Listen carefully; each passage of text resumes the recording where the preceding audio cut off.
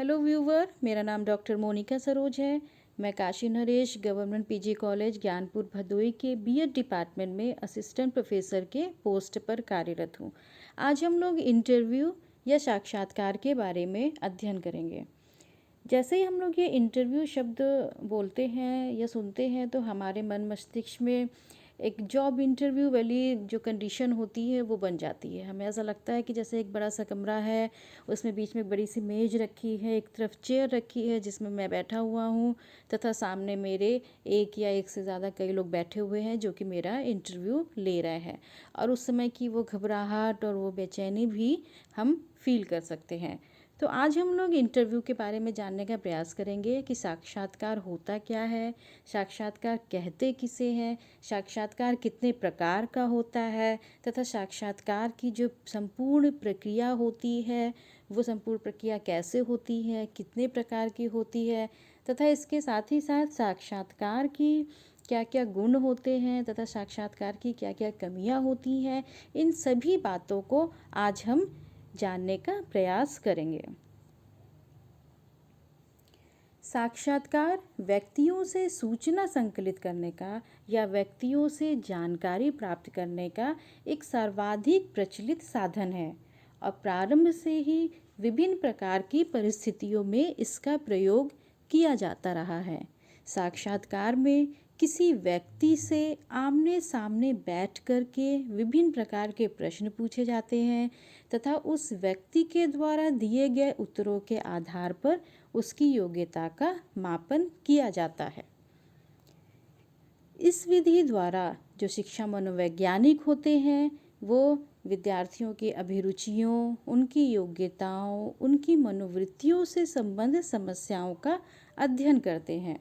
साक्षात्कार विधि में प्रशिक्षित एवं कुशल शिक्षा मनोवैज्ञानिक शिक्षार्थियों या बालकों का एक एक करके या एक छोटा समूह बनाकर एक आमने सामने की परिस्थिति, जिसे फेस टू फेस सिचुएशन भी कहते हैं, उस परिस्थिति में कुछ प्रश्न पूछते हैं और दिए गए उत्तरों के विश्लेषण के आधार पर विद्यार्थियों की अभिरुचियों, मनोवृत्तियों के बारे में एक निश्चित निष्कर्ष पर पहुंचते हैं। ऐसे साक्षात्कार का प्रयोग शिक्षा मनोवैज्ञानिक बालकों के समायोजन संबंधी समस्याओं का अध्ययन करने में तथा साथ ही साथ उनका शैक्षिक एवं व्यावसायिक निर्देशन करने में भी काफ़ी मदद करते हैं। प्रत्यक्ष संपर्क स्थापित करके सूचनाओं को संकलित करने की दृष्टि से इंटरव्यू अत्यंत महत्वपूर्ण होता है। इंटरव्यू के द्वारा अनेक ऐसी गुप्त एवं व्यक्तिगत सूचनाएं प्राप्त हो जाती हैं जो मापन के अन्य उपकरणों से प्रायः संभव नहीं हो पाती हैं।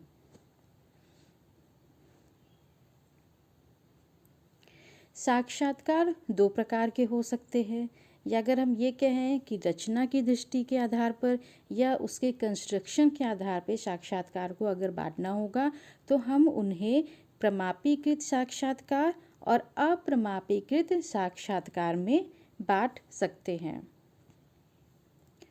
प्रमापीकृत साक्षात्कार को संरचित साक्षात्कार भी कहते हैं। इस प्रकार के साक्षात्कार में पूछे जाने वाले प्रश्नों, उनके क्रम तथा उनकी भाषा आदि को पहले से ही निश्चित कर लिया जाता है। इस प्रकार के साक्षात्कार में साक्षात्कार प्रश्नावली को पहले से ही सावधानी से तैयार कर लिया जाता है। स्पष्टतः प्रमापीकृत साक्षात्कार में सभी छात्रों से एक ही प्रश्न एक ही क्रम में तथा एक ही भाषा में पूछे जाते हैं। इसको हम इस प्रकार से भी समझ सकते हैं कि प्रमापीकृत साक्षात्कार या स्टैंडर्डाइज्ड इंटरव्यू में ये हर चीज़ सिस्टमेटिक वे में होती है। हमें सामने वाले व्यक्ति से या बालक से क्या प्रश्न पूछना है, किस फील्ड से प्रश्न पूछना है, कितने प्रश्न पूछने हैं, उन प्रश्नों का क्रम क्या होगा, कौन से प्रश्न हमें पहले पूछने हैं, कौन से प्रश्न हमें बीच में पूछने हैं तथा कौन से प्रश्न हमें बाद में पूछने हैं तथा उन प्रश्नों की भाषा शैली क्या होगी, ये सारी चीज़ें यहाँ पर पहले से ही प्री डिसाइडेड रहती हैं। और ये जो प्रश्न होते हैं इनको हम एक प्रश्नावली के रूप में तैयार कर लेते हैं, जिसे कि हम लोग साक्षात्कार प्रश्नावली के नाम से जानते हैं। और इस साक्षात्कार प्रश्नावली के द्वारा हम जब पहले बच्चे का इंटरव्यू लेते हैं तो पहले बच्चे के इंटरव्यू में हम जिस प्रकार से जिन स्टेप्स के अनुसार चलते हैं, जो प्रश्न हम बच्चे से पहला पूछते हैं, फिर दूसरा पूछते हैं, फिर तीसरा पूछते हैं, सेम इसी पैटर्न से जब हमारे सामने दूसरा बालक आएगा, तीसरा बालक आएगा, चौथा बालक आएगा, तो हमें उन सभी से सेम पैटर्न से ही सेम क्वेश्चंस को ही और सेम भाषा शैली वाले प्रश्नों को ही पूछना है। हमें इसमें किसी भी प्रकार की कोई भी फेरबदल नहीं करनी है। इसीलिए इसे एक स्ट्रक्चरल इंटरव्यू या एक स्टैंडर्डाइज्ड इंटरव्यू कहा जाता है। अप्रमाणीकृत साक्षात्कार को असंरचित साक्षात्कार भी कहते हैं। इस प्रकार के साक्षात्कार फ्लेक्सिबल तथा ओपन होते हैं। यद्यपि इस प्रकार के साक्षात्कार में पूछे जाने वाले प्रश्न काफ़ी सीमा तक मापन उद्देश्यों के ऊपर निर्भर करते हैं, फिर भी प्रश्न की पाठ्य वस्तु, उनका क्रम, उनकी भाषा आदि साक्षात्कार लेने वाले के ऊपर निर्भर करती है। इनमें किसी भी प्रकार की साक्षात्कार प्रश्नावली का प्रयोग नहीं किया जाता है। स्पष्टतः अप्रमाणीकृत साक्षात्कार में विभिन्न छात्रों से पूछे जाने वाले प्रश्न जो हैं वो भिन्न भिन्न हो सकते हैं। कभी कभी परिस्थितियों के अनुसार साक्षात्कार का एक मिश्रित रूप भी अपनाना पड़ सकता है, जिसे अर्ध प्रमाणीकृत साक्षात्कार अथवा अर्ध संरचित साक्षात्कार कहते हैं। इसमें साक्षात्कारकर्ता तात्कालिक परिस्थितियों के अनुरूप निर्णय लेकर के पूर्व निर्धारित प्रश्नों के साथ ही साथ कुछ विकल्पात्मक प्रश्नों का भी प्रयोग कर सकता है। हमारा सामने वाले व्यक्ति का इंटरव्यू लेने का उद्देश्य क्या है? उस उद्देश्य के आधार पर हम इंटरव्यू को कई भागों में बांट सकते हैं, जैसे कि सूचनात्मक साक्षात्कार, इंफॉर्मेशनल इंटरव्यू, परामर्श साक्षात्कार, काउंसलिंग इंटरव्यू, निदानात्मक साक्षात्कार, डायग्नोस्टिक इंटरव्यू, उपचारात्मक साक्षात्कार, रिमेडियल इंटरव्यू, चयन साक्षात्कार, सिलेक्शन इंटरव्यू तथा अनुसंधान साक्षात्कार, रिसर्च इंटरव्यू।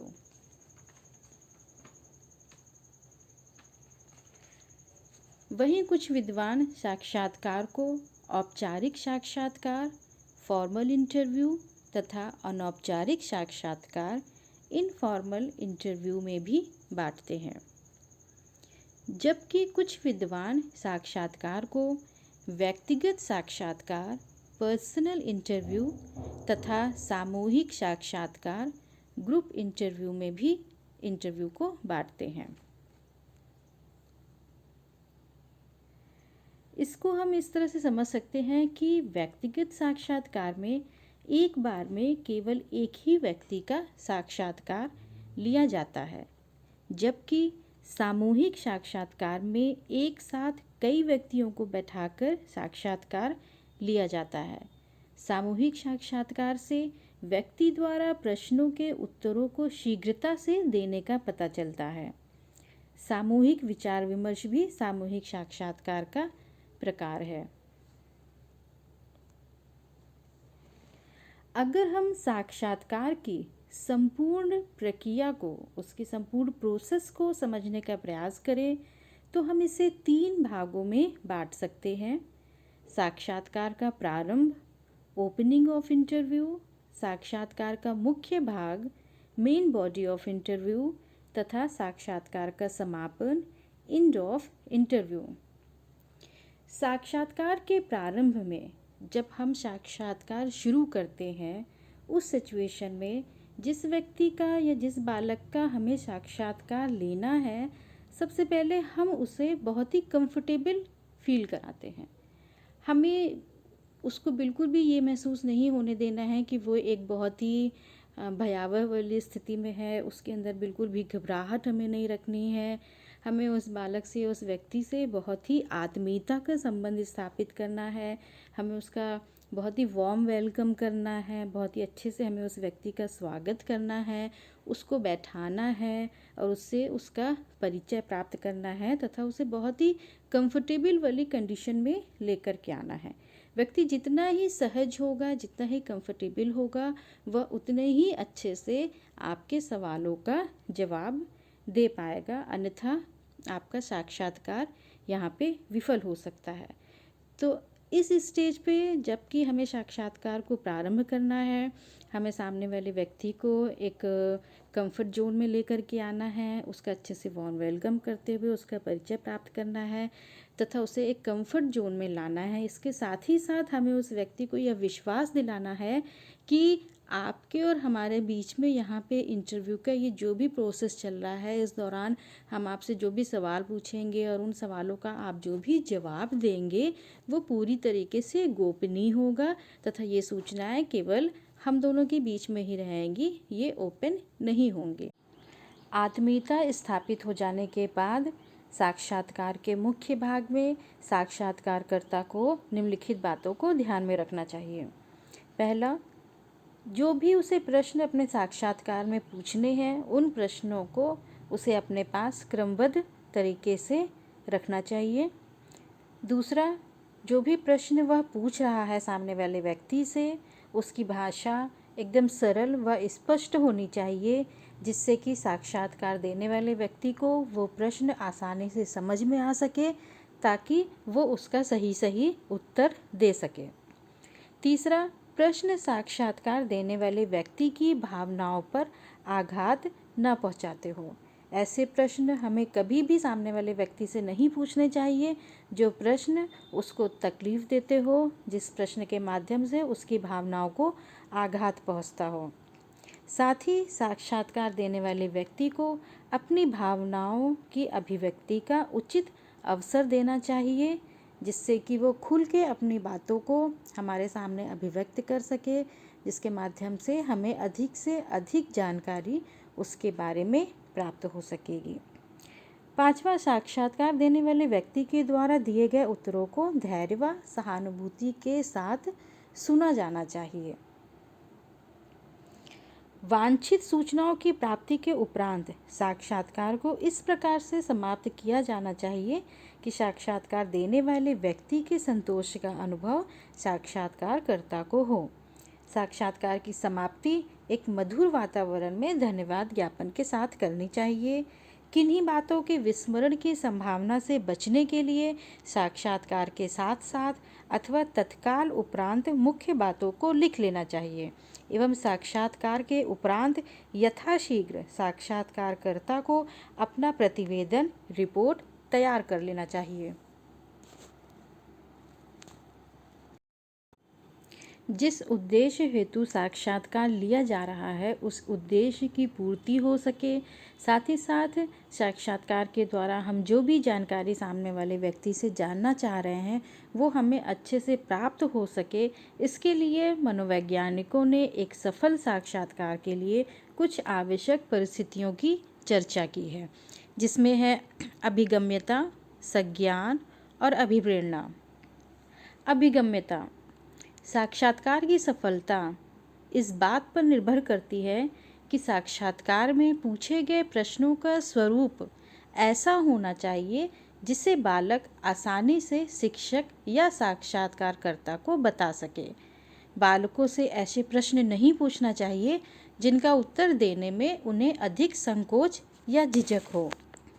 संज्ञान, संज्ञान से तात्पर्य इस तथ्य से होता है कि बालक को यह पूर्ण रूपेण ज्ञात होना चाहिए कि उससे क्या पूछा जा रहा है। दूसरे शब्दों में शिक्षक या साक्षात्कारकर्ता को इस ढंग का प्रश्न पूछना चाहिए कि बालक अच्छी तरह से समझ जाए कि उनसे किस संदर्भ में क्या पूछा जा रहा है। ऐसा होने पर ही सही उत्तर बालक दे पाएगा और साक्षात्कार के वास्तविक उद्देश्य की पूर्ति हो पाएगी। अभिप्रेरणा, साक्षात्कार की सफलता के लिए तीसरी परिस्थिति अभिप्रेरणा की परिस्थिति बताई गई है। दूसरे शब्दों में साक्षात्कार की सफलता इस बात पर निर्भर करती है कि बालक साक्षात्कार में पूछे गए प्रश्नों का जवाब देने के लिए ठीक ढंग से प्रेरित हो। यदि वह किसी कारण से जवाब नहीं देना चाहता है या जवाब देने के लिए प्रेरित नहीं है, तो इससे साक्षात्कार की सफलता की उम्मीद समाप्त हो जाएगी।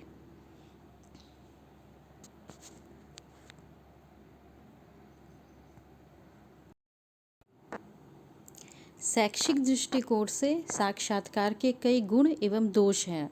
शिक्षा मनोवैज्ञानिकों ने इसके प्रमुख गुणों का उल्लेख इस प्रकार से किया है। पहला, साक्षात्कार विधि का सबसे प्रमुख गुण यह बताया गया है कि इस विधि द्वारा बालकों के व्यवहारों एवं शैक्षिक समस्याओं का अध्ययन प्रत्यक्ष रूप से डायरेक्टली किया जाता है। शिक्षा मनोवैज्ञानिक बालकों से सीधे प्रश्न पूछते हैं और बालक द्वारा दिए गए उत्तरों का विश्लेषण करके एक निश्चित निष्कर्ष पर पहुंचते हैं। दूसरा, साक्षात्कार विधि एक ऐसी विधि है जिसमें बालकों की भाव-भंगिमा, उनके फेशियल एक्सप्रेशन, उनके बोलने की शैली आदि के भी निरीक्षण करने का मौका साक्षात्कारकर्ता को मिलता है। इसका परिणाम यह होता है कि शिक्षा मनोवैज्ञानिक द्वारा साक्षात्कार के आधार पर बालकों के व्यवहारों एवं शील गुणों के बारे में जिस निष्कर्ष पर पहुंचता है वह अधिक ठोस और वैज्ञानिक होता है और उसके द्वारा बालकों के मानसिक एवं शारीरिक दोनों पहलुओं की परख कर ली जाती है। तीसरा, साक्षात्कार द्वारा, विशेषकर संरचित साक्षात्कार द्वारा बालकों तथा शैक्षिक समस्याओं के बारे में जो सूचनाएं प्राप्त होती हैं उनमें जितनी अधिक विश्वसनीयता होती है उतनी विश्वसनीयता अन्य विधियों जैसे प्रश्नावली से प्राप्त सूचनाओं में नहीं होती है। इन गुणों के बावजूद साक्षात्कार विधि की कुछ परिसीमाएं भी हैं जो कि निम्नलिखित है। साक्षात्कार विधि में समय अधिक लगता है, साथ ही साथ यह एक खर्चीली प्रविधि भी बताई गई है। इसमें समय अधिक लगने का प्रमुख कारण यह है कि साक्षात्कार प्रायः एक एक बालक या शिक्षार्थी को अलग अलग बुला के किया जाता है। अगर साक्षात्कारकर्ता को किसी विद्यालय के 500 बालकों का भी साक्षात्कार लेना है तो जाहिर है कि इनमें समय तथा श्रम दोनों ही अधिक लगेंगे। दूसरा, अक्सर देखा गया है कि साक्षात्कारकर्ता हेलो या परिवेशी प्रभाव द्वारा ग्रसित रहते हैं जिससे वे बालकों के शील गुणों के बारे में एक निश्चित एवं वैज्ञानिक निष्कर्ष पर नहीं पहुंचते हैं। हेलो प्रभाव से तात्पर्य एक प्रकार की ऐसी पूर्वधारणा या पूर्वाग्रह से होता है जिसके आधार पर साक्षात्कारकर्ता द्वारा बालक के व्यवहारों एवं शील गुणों के बारे में लिया गया निर्णय प्रभावित होता है। उदाहरण के लिए, जब शिक्षक किसी आमुख छात्र के बारे में एक नकारात्मक पूर्वधारणा बना लेते हैं तो वे उस छात्र को अक्सर सभी तरह के शील गुणों एवं व्यवहारों पर नकारात्मक ढंग से ही परख करते हैं, हालांकि वास्तविकता इससे कुछ हटकर होती है। तीसरा, साक्षात्कार विधि द्वारा बालकों के शैक्षिक व्यवहारों का अध्ययन करते समय यह देखा जाता है कि साक्षात्कार के परिवेश में अपने को पाकर बालक अक्सर नर्वस हो जाते हैं, वे घबरा जाते हैं तथा काफ़ी डरे डरे से दिखते हैं। कभी कभी तो बालक इतना अधिक घबरा जाता है कि वह सब कुछ जानते हुए भी प्रश्नों का सही जवाब नहीं दे पाता है। तो ऐसी परिस्थिति में साक्षात्कारकर्ता के लिए एक निश्चित एवं वैज्ञानिक निष्कर्ष पर पहुँचना संभव नहीं हो पाता है।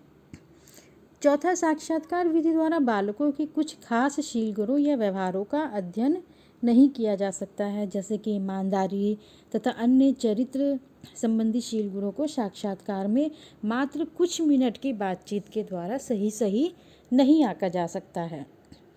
पांचवा, साक्षात्कार विधि का एक सामान्य दोष यह बताया गया है कि मात्र चंद मिनटों तक बालक से प्रश्न पूछ के तथा उसके द्वारा दिए गए उत्तरों एवं दिखलाई गई भाव भंगिमा को देखकर एक ठोस निष्कर्ष पर पहुंचना जल्दबाजी में लिया गया एक कदम कहा गया है। बालकों के व्यक्तित्व का समस्त मूल्यांकन साक्षात्कार के चंद मिनटों पर आधारित करना वैज्ञानिक कदम नहीं माना जा सकता है। उपरोक्त वर्णन से यह स्पष्ट हो जाता है कि साक्षात्कार विधि की कई कमियां हैं तथा इन कमियों के बावजूद भी साक्षात्कार विधि का प्रयोग शिक्षा मनोविज्ञान में बहुत अधिक किया जाता है। थैंक यू, धन्यवाद।